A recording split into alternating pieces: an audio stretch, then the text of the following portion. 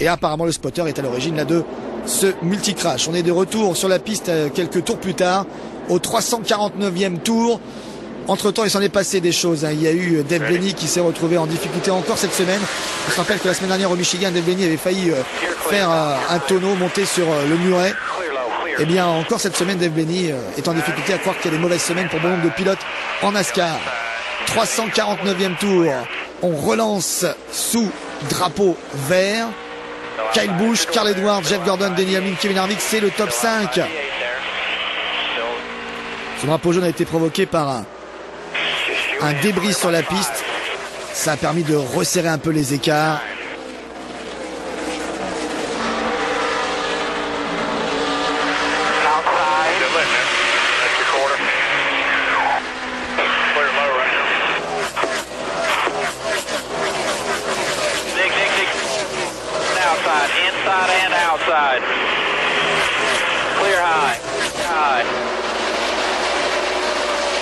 On adore ces plans serrés et le son de ces voitures. Vous avez pu entendre aussi, merci à la réalisation, les spotters communiquer pendant ce moment très chaud qui est le restart. Communiquer avec leur pilote et en fonction des voitures leur dire attention, inside, outside, intérieur, extérieur, clear. Ça veut dire qu'on peut passer, qu'on peut se rabattre. Et oui, parce qu'il y a tellement de voitures. 43 voitures au départ sur une piste de 850 mètres. Non mais je ne sais pas si vous imaginez, c'est absolument incroyable. Certains avaient dit dans le passé que c'était comme si on mettait des avions, des jets dans un gymnase. Et bien là c'est à peu près pareil. Kyle Busch qui relance donc devant Carl Edwards. Carl Edwards qui a peut-être essayé de passer ici. Carl Edwards aux côtés maintenant de Kyle Busch. Trajectoire haute pour Kyle Busch qui part un peu en survirage. Là on a vu, il a fait un petit effort. Et Carl Edwards qui va encore réattaquer à l'intérieur. Ça fait plusieurs fois qu'il y a un débris qui permet de neutraliser la course et de resserrer les écarts, parce que Kyle Busch et Edwards s'envolent à chaque fois. Et Kyle Busch, comme il est en tête sur les restarts, c'est lui qui maîtrise l'accélération, c'est lui qui donne le rythme. Et bien à chaque fois sur les restarts, il arrive toujours à rester devant, à très bien maîtriser Carl Edwards. Et il faut pas le laisser s'échapper, Kyle Busch, parce qu'on a remarqué que sur les longs runs, dès qu'on commence à tourner longtemps donc sous drapeau vert, eh bien il s'échappe. Il a une voiture qui est très bien réglée pour les longs runs. Ça veut dire que Carl Edwards n'a qu'une solution, c'est de l'avoir sur les short runs. Et les short runs, c'est quoi? C'est les tours qui suivent le restart. Alors Jimmy Johnson, lui, il a 13 tours de retard, donc on n'en parle même plus. Et regardez les pilotes dans la bulle que l'on peut repérer en jaune et en vert sur le bandeau déroulant, eh bien sont toujours là en train de se bagarrer. Il y a Aric Almirola qui fait une bonne course aujourd'hui au volant de la voiture numéro 8. Il y a Greg Biffle qui est pas mal. Il y a David Dragan, les deux voitures de la Roche Racing. On s'attendait à voir Matt Kenseth aujourd'hui qui a gagné 2 courses ici à Bristol. L'une d'ailleurs avec pas moins de 415 tours menés. C'est l'une des meilleures performances dans l'ère moderne, en tout cas de ces dernières années, pour un pilote qui gagne en menant le plus grand nombre de tours. Bon, il y a dans l'histoire de Bristol, il y a 95 courses, il y en a eu d'autres, on vient ici depuis très très longtemps. On a eu des courses qui ont été gagnées avec 500 tours de menée, ça a été le cas en 1973. On vient ici depuis 1961, donc vous voyez, c'est pas d'aujourd'hui. Eh bien, 415 tours, ça reste une belle référence pour Matt Kenseth, mais il n'est pas là, Matt Kenseth, cette semaine. Il a du mal à suivre le rythme. Stewart et Almirola ensemble. Derrière, on a retrouvé la voiture, la Hall of Fame Racing, avec, on vous le disait tout à l'heure en introduction, un nouveau pilote cette semaine. Le 4e en 4 semaines, c'est Ken Schrader, le vétéran qui revient avec son expérience ici. Et cette voiture Toyota. Schrader qui avait quand même fait le 7e temps en qualif. Belle paire. Et Stewart qui n'a toujours pas de victoire, on vous le disait tout à l'heure, c'est assez incroyable. Dans le top 12, il y a 5 pilotes qui n'ont pas de victoire. Il y a 3 pilotes de la trempe de Stewart, 3 grands champions, Kenseth, Stewart et Gordon. Et il y a 2 autres champions, Harvick et Biffle. Alors on va me dire, Biffle et Harvick n'ont pas gagné le championnat de Sprint Cup, non. Ils ont été champions en Nationwide, tous les deux, et Biffle a été champion en Truck Series. Donc vous voyez, c'est quand même des pilotes du premier ordre qui n'ont toujours pas gagné après 24 courses. C'est assez incroyable. Et pourtant, ils sont qualifiés. Et il y a des pilotes qui ont gagné des courses, et pas les moindres comme Ryan Newman qui ne seront pas dans les playoffs. Donc vous voyez quand même, la course nous réserve toujours son lot d'incertitudes. C'est la grandeur du sport automobile et du sport en général.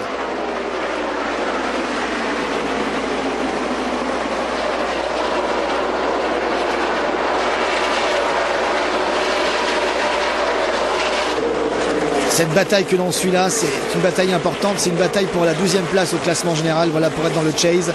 Regardez, s'affiche actuellement en temps réel le nouveau classement. Et Kasey Kahne est le grand perdant de cette histoire. Il a quand même dégringolé la 14e place. Sachant qu'avant le départ, Kasey Kahne était 11e. Donc il a perdu 3 places. Et maintenant, eh bien, il y a une bagarre aussi serrée d'ailleurs qu'au début de la course. Parce que il y a une vingtaine de points d'écart entre pratiquement toutes les positions de la position 9 à la position 14. Ça va être très dur hein, jusqu'au soir donc de Richmond. Dernière course de la saison régulière, 26e et dernière course de la saison régulière.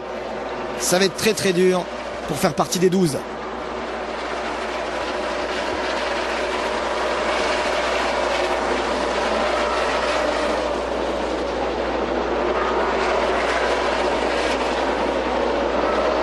Ouais, c'est compliqué hein, pour Clint Bowyer. Apparemment, il y a des petits soucis dans l'écurie. Gene Martin qui est le chef mécano, qui est tout cœur avec son pilote, mais le reste de l'écurie apparemment commence un peu à tomber les bras. J'ai l'impression qu'ils sont plus aussi confiants qu'avant. Clint Bowyer, en effet, qui est sur le siège éjectable. Lui qui a participé l'année dernière au play-off.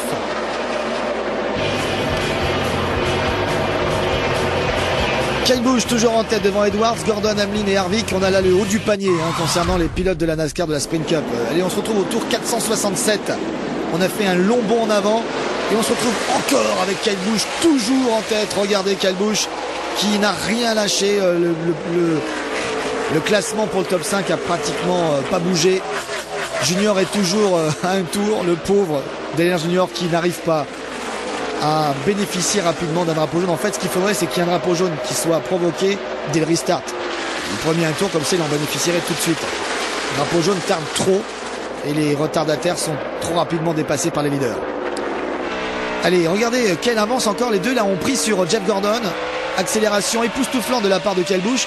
Et Edwards qui essaye de le coller, de ne pas le lâcher. On le sait, c'est sa chance sur les short runs.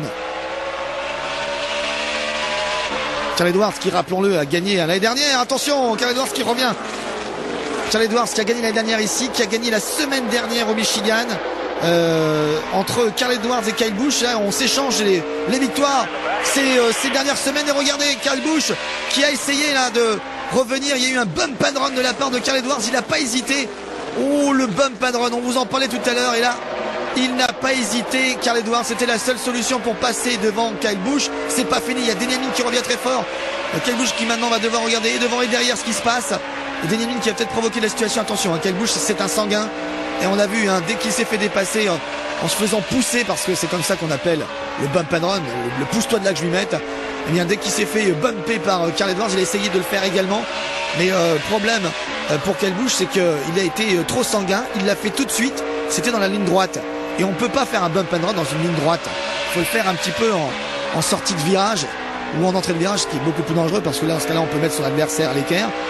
Mais là, le bump qu'il a fait dans la ligne droite, ça n'a servi à rien puisque ça n'a pas fait bouger de trajectoire Carl Edwards.